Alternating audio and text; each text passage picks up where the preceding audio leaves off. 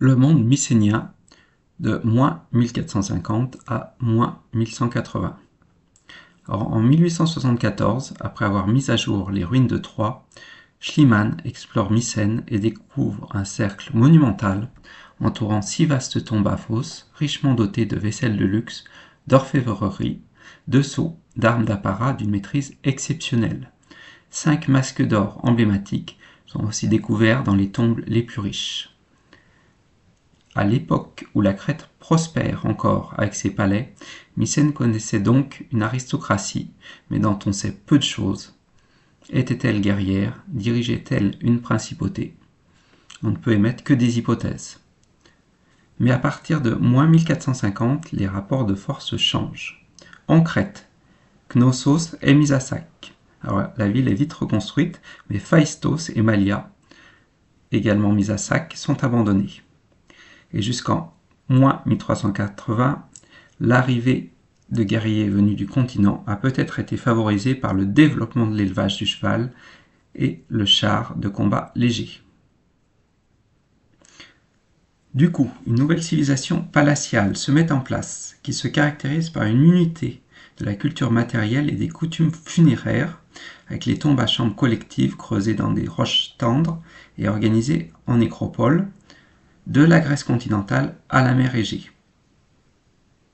et avec une très forte influence mycénienne dans les Cyclades, en Crète et dans le Dodécanèse.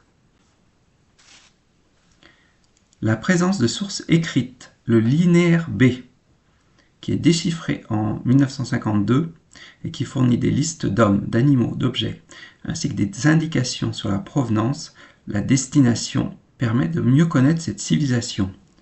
L'incendie des palais a permis la conservation de ces tablettes cuites, et on en a 1000 fragments à Pylos, 3500 à Knossos. Les palais de Mycène, Tyrginthe en Argolide, Pylos en Messénie, Thèbes en Béotie, Knossos en Crète, pour ne citer que les plus célèbres, organisent leur territoire, une économie de production et de distribution. Les palais interviennent directement dans certaines filières, telles le textile, et Knossos recense 100 000 moutons élevés pour la laine par exemple, et les huiles parfumées. L'économie rurale est favorisée par d'importants ouvrages de drainage, des canaux, des barrages. Les communautés rurales possèdent un territoire et elles ont la possibilité de contester la propriété de certaines parcelles. Les maisons construites en briques et en bois agencent diverses pièces rectangulaires, souvent en enfilade.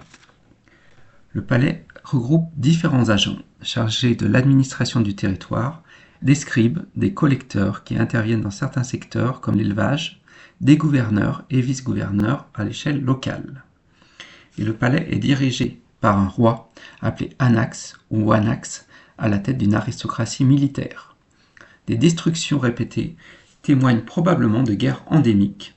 L'arme principale est le char léger à 2 roues, à rayons, associé à de très grandes lances. Les chars et les chevaux sont fournis par le palais. La chasse semble également avoir été une distraction de l'aristocratie, comme l'illustre une fresque du palais de Tyrinthe. Alors, les palais mycéniens sont bâtis en pierre taillée de grande taille. On parle de murs cyclopéens, avec parfois des seuils monolithiques qui témoignent d'une certaine maîtrise technique.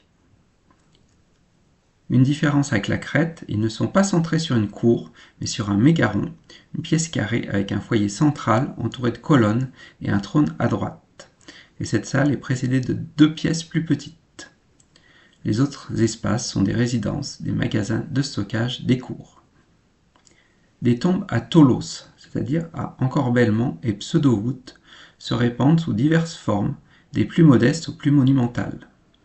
Alors on pense à des tombes familiales utilisées par plusieurs générations. Les offrandes paraissent standardisées, petits vases fermés, bijoux, peu d'armes. Les tombes vont ensuite s'organiser en nécropoles de taille variable, et pour des raisons pratiques, les pans des collines, plus faciles à creuser, sont particulièrement utilisés. Alors dans un dernier point, il faut noter qu'entre -1195 et -1180, on constate un effondrement des palais, et cette fois définitif. toute la Méditerranée orientale semble dévastée par des mouvements de peuples des Balkans jusqu'au Proche-Orient, mentionnés dans les inscriptions égyptiennes comme les peuples de la mer, dont on sait peu de choses. Mais on peut aussi penser que l'économie des palais a fini par épuiser les régions qu'il dominait, avec un recul très net de la population. On constate en tout cas une réduction massive des arts de luxe palatiaux, en or, en ivoire, et à la fin du XIIe siècle, un net appauvrissement dans l'ensemble de l'Égée, une baisse du nombre d'habitations, un paysage plus fragmenté, avec des chefs qui n'ont ni le pouvoir ni la richesse des rois mycéniens. Et on se dirige vers l'âge du fer, de moins 1050 à moins 800.